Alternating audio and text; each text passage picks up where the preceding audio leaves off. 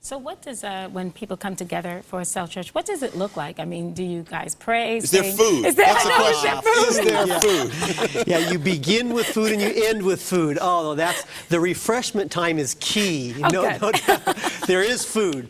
No, a lot of these home groups actually have a meal. They start with a meal. But I lead a home group on Sunday evening in my home. Been doing that for a long time. We normally start with an icebreaker. You know, it could be anything. What did you do last week? If you had $1 million, what would you do with it? That type of thing. And then we have worship.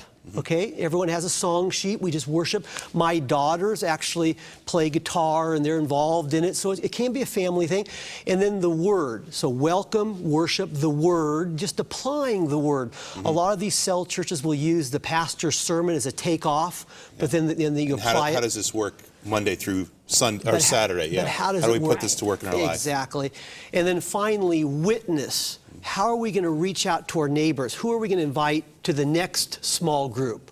We don't want to stagnate. So, and that might be social outreach. Who can we help? Give something to that's in need. In the community. In the community, and then there's refreshments afterwards. And the people can stay as long as they want, within reason, but you know what I mean. One interesting thing in your book, The Cell Church That Multiplies, is you have kind of a list of different churches that you've visited and did some research with. And some are large churches like Bethany in Baton Rouge, Louisiana, or Victory Christian Center in Tulsa, Oklahoma, large churches. But others are churches of 60 members, 70 members, 120 members that still have a cell-based model. So it's not just for the large church that wants to create that community. It's important for churches of all sizes to kind of think about doing church or living out the faith in this way.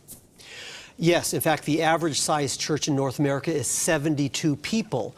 So in the book, in the last chapter where I have 44 North American churches that I would consider model cell churches, you might say, many of them are small. In fact, what I promote, my last chapter is on church planting, because I believe that church planting should be simple. A lot of more people should be able to plant a church that are now planting churches if we are going to get the gospel message out. So yes, I wholeheartedly agree. We need to focus on not just the mega cell churches like Cho's Church, but the little guy, the one that's battling out there, that has 50, 100, 150 people. Cell church is excellent for that type of person because it will give health to a person's church, to a pastor's church. Yeah. So yeah, this is for everybody. Yeah. No, I did hear you say that about that cell churches, they restore health to the main church.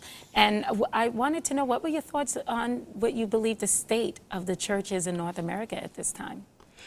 Well, I think that we are really struggling in North America. Many of these growing cell churches are in countries where there is such revival, and Jesus is moving in such a mighty way. In North America, we are struggling.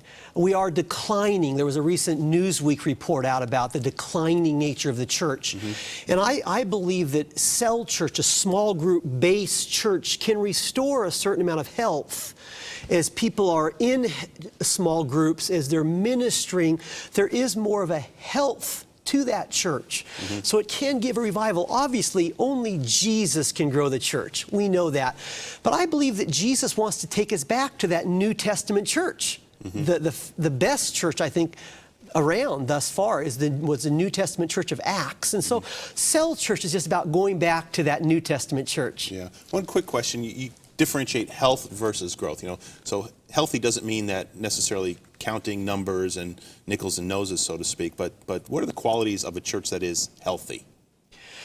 I think well, let me just say that I think healthy churches, though, will grow as well. So we do want to reach people for Jesus. We just don't want to make numbers the only thing we're all about.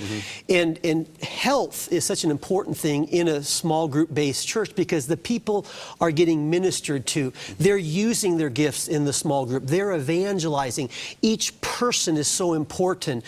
And that's what I talk about. Health is more of a qualitative thing that then results in growth in numbers as they're they're reaching out. Yeah. So it's a both and by the way, that's why I got excited about cell church. Before I was more into growing the celebration only, that is a Sunday morning. As I started studying some of these cell churches, I realized they were growing both in quality, much more than I knew back then, and in quantity. So I became so excited about cell group-based churches, small group-based churches. Joel, thanks for being with us today. And I want to Pleasure. encourage our friends here watching right now. The Church That Multiplies, a great book, Growing a Healthy Church, a Healthy Cell Church in North America. It's available on our website, harvest-tv.com. You can go to our website, find the cover, click on it, and then pay for it. We'll send it right to your door. And there's also an easy way to connect with Joel's website through harvest-tv.com. Easy link that you'll find there.